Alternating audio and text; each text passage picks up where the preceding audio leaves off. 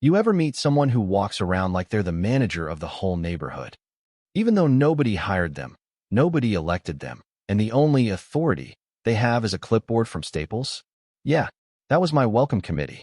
I moved into my place on a Tuesday, still living out of boxes, still figuring out which light switch did what, and by Friday morning I had a woman standing at the end of my driveway, hands on her hips, telling a city inspector that I was blocking a public right-of-way and violating community standards.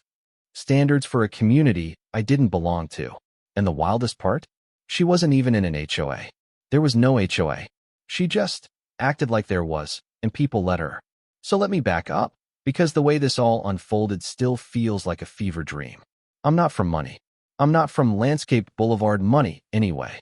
I grew up in a little Rust Belt town outside of Pittsburgh, worked my way out, spent years doing commercial illustration and set design, bouncing from gig to gig, living in cities where nobody cares what your fence looks like as long as you pay rent on time.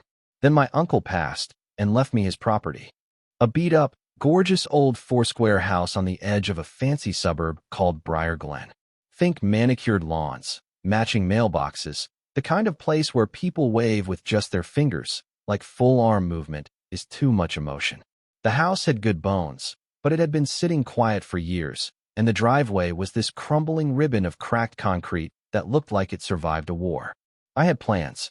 Not tear it down, build a modern cube plans. I wanted to restore it, save it, make it beautiful again. So I pulled permits, I paid the fees, I met the inspector, I did all the boring adult stuff nobody sees on Instagram. I hired a local mason who still said, "Yes, ma'am," to his wife over the phone, and we replaced the driveway with this warm-toned stone paver pattern that fit the style of the house. Then, because the property sat back from the road and I'd had my tools stolen before, I installed a gate. Nothing crazy, not some fortress thing, just a clean black steel gate with a simple arch, tasteful lines, and a keypad. Privacy, safety, peace. I had barely gotten the hinges mounted when I noticed her. Her name, I learned later, was Denise Larkins. Mid-50s, perfect blonde bob, teeth so white they looked sponsored. She lived 2 houses down, and she watched my renovation like it was a reality show she hated but couldn't stop binging. Every day she'd appear at the edge of her yard, arms folded, chin up, staring. Not curious staring, judging staring. At first I ignored it. I'm used to people having opinions. But then one afternoon, as my contractor and I were measuring the gate posts, Denise walked right up onto my driveway like she owned it. She didn't say hello. She didn't introduce herself. She just pointed at the gate like it offended her personally.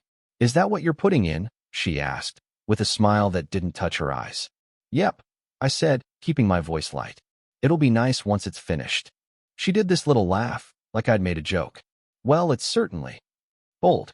Briar Glen has a look, a feel. We value continuity." "Cool," I said. "I value sleeping at night." Her smile tightened. "You did speak with the neighborhood committee about this, right?" I blinked. "The what?" She tilted her head like I was slow. "The committee. We review exterior changes." I actually laughed. "Oh, no, I pulled city permits. That's how it works." Denise's eyes sharpened. "Permits are not the same thing as permission." That's when I realized something. Denise wasn't asking. She was warning. I kept my tone polite, because that's my default when I'm trying not to lose it. "I'm sure you mean well, but it's my property, and everything's approved." She held my gaze for a beat, then nodded slowly. "We'll see." And she walked away like she'd just written the ending to my story. 2 mornings later, I'm making coffee, still in sweatpants, when I hear a car horn blasting outside. Long, angry honk. I look out the window, and there's Denise, waving like she's flagging down a rescue helicopter. And behind her, a city vehicle. 2 inspectors step out, clipboards in hand. Denise points at my gate and announces, loud enough for the whole street, "He blocked the access route." People have used that cut-through for years. I walked out, palms open, trying to keep my face neutral. "Morning. What's going on?" One inspector looked embarrassed already. "Sir, we got a complaint that your driveway is a public easement." Denise cut in. "It is. Everyone walks through here to get to the pond trail." I stared at her. "This driveway doesn't go to the pond. It goes to my house." She lifted her shoulders like that was my problem. "It connects. People have always used it." I almost said, "So has Amazon. Doesn't mean they own my porch." but I held it back. Instead, I said, "Give me 1 minute." I went inside, grabbed my folder. Deed map, permits, property lines, everything. I handed it over like I was serving court papers. The inspector scanned it, nodded, and looked at Denise. "Ma'am, this is private property.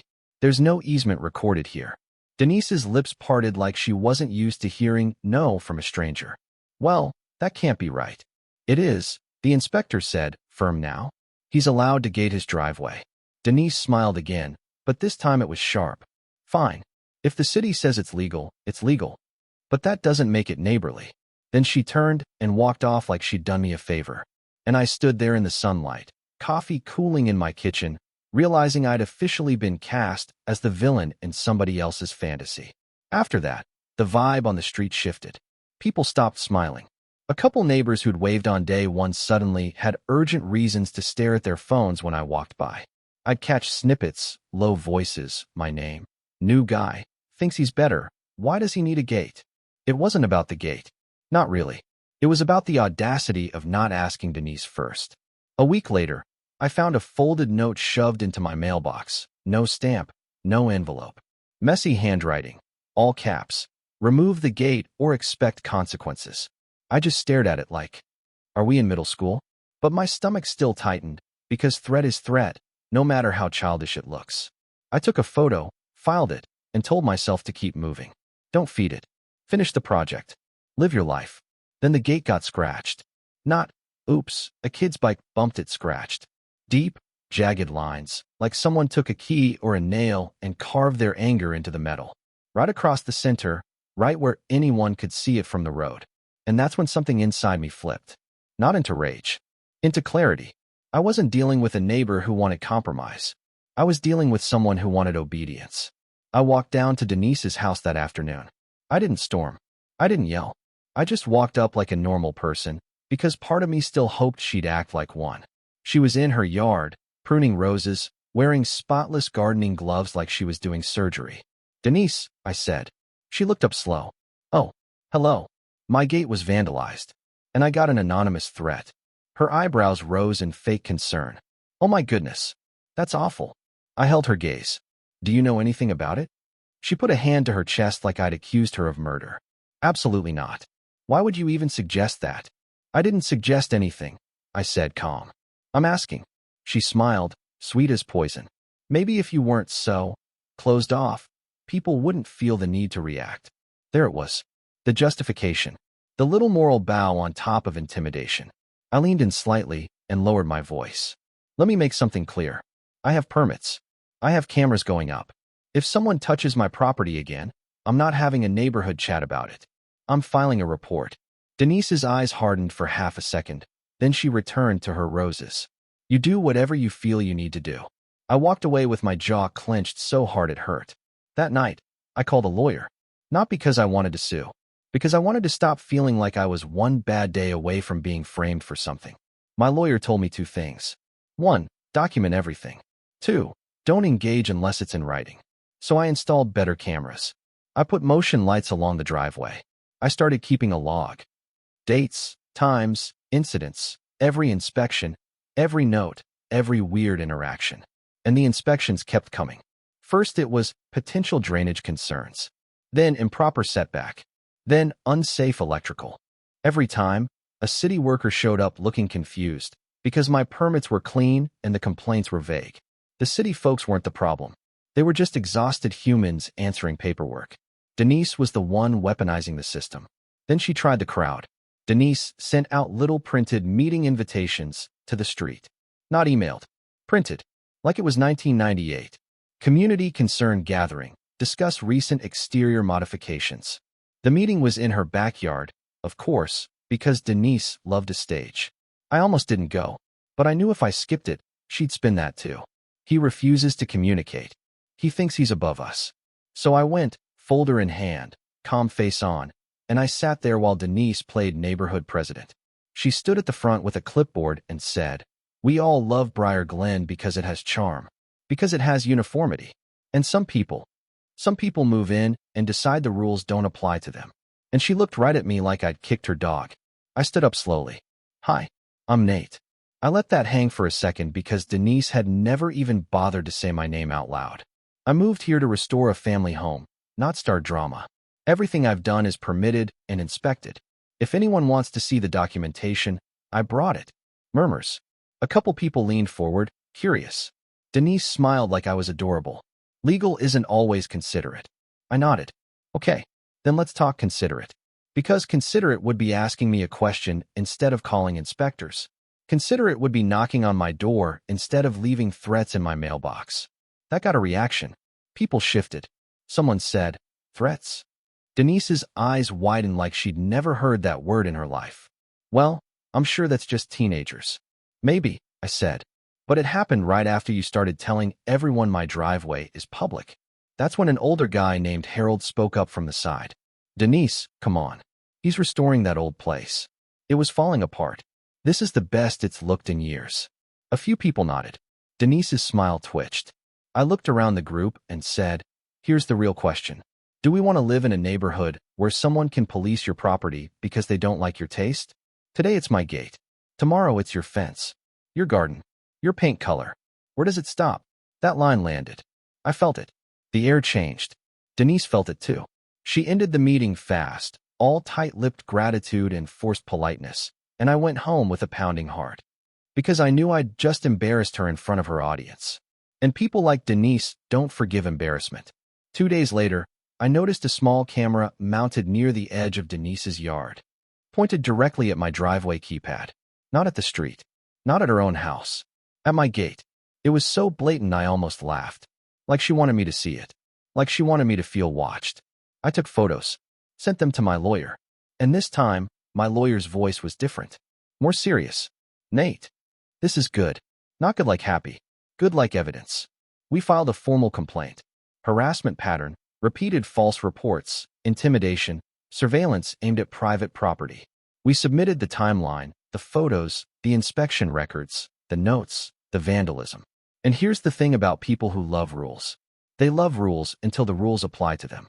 A city compliance officer showed up at my house, not to inspect me, but to ask for my documentation. Because apparently Denise never pulled a permit to install surveillance equipment on a pole, and in Briar Glen, you can't just mount devices facing into someone else's property line. Within 48 hours, Denise got a notice. Remove the camera or face a fine. The next morning, I watched from my window as she took it down, stiff and furious, avoiding eye contact with anyone passing by. And the street noticed. Once people see the wizard behind the curtain, the magic dies. Neighbors who'd been quiet started saying, yeah, Denise has been doing this for years. A couple folks even stopped by my porch and apologized for believing the rumors. Then the city did something I didn't expect. They flagged Denise's complaint history, the repeated reports, the wasted inspections, the pattern. It wasn't just annoying. It was abuse of process. When Denise realized she couldn't bully me quietly anymore, she did what bullies do when they lose control. She ran. 3 weeks later, there was a moving truck outside her house. No goodbye, no final speech. No dramatic last stand, just boxes, tape, and a woman who suddenly didn't have time to be the neighborhood committee. The silence after she left felt unreal, like the whole street took its first full breath in a decade. A month after that, my gate was fully finished. Clean lines, new coat, no scratches. The lights worked. The keypad beeped like it should. And for the first time since moving in, I stood at the end of my driveway and felt something I hadn't felt in a long time. Peace. But here's where it gets complicated, and this is the part people argue about. Because once Denise was gone, the neighborhood got friendlier, sure. But it also got a little quieter in a different way. Like, people had relied on her to keep things in order, even if they hated her. And without her, some of them started looking around like, okay, who's in charge now? And I caught myself wondering, late one night, locking the gate, hearing the latch click. Was Denise the problem? Or was she just the symptom of a community that liked control more than it liked honesty? Because here's the uncomfortable truth. Denise didn't invent that power out of thin air. People handed it to her. Every time they stayed quiet to avoid conflict. Every time they nodded along because it was easier than pushing back. Every time they let keeping the peace mean letting one loud person run the show. And if the next Denise shows up, smiling with a clipboard and a fake committee, will they stop her sooner? Or will they wait until she picks a new target? So yeah, I won. On paper. In court filings. In city records. In the way my driveway is still mine and my gate still stands. But the bigger question is whether this kind of thing ever really goes away. Or it just changes faces. Now I want to hear from you, because I know I'm not the only one who's lived near a Denise. Have you ever dealt with someone who tried to enforce rules that didn't exist, or weaponized community standards to bully people? Was I right to fight back the way I did, or do you think I should have handled it differently? And be honest. If you lived on my street, would you have spoken up early, or would you have stayed quiet until it got ugly? Drop your take in the comments. I read them all. And if you've got a story like this, share it. Because I swear, the more we talk about this stuff, the harder it is for people like Denise to hide behind fake authority. If you enjoyed this, hit like, subscribe, and tell me. What would you have done the moment that first committee comment left her mouth?